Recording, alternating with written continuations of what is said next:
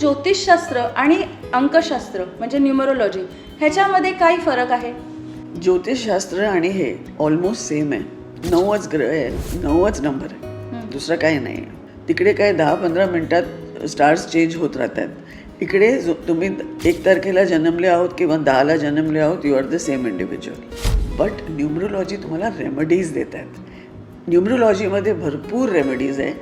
सिम्बामध्ये $M टाकून द्या, जिओ चांगल्या नंबरवर आहे त्याचं हे कलर करून घ्या, हे सगळे आम्ही रेमेडीज देतो आणि तुमच्यासमोर सगळं रिझल्ट आहे.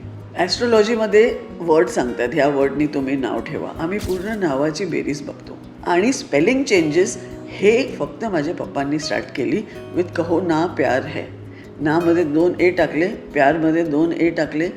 आजपर्यंत एकता कपूर आम्हाला विचारून शिवाय काही करत नाही. सो मच पॉवर तुमची स्पेलिंगमध्ये असते.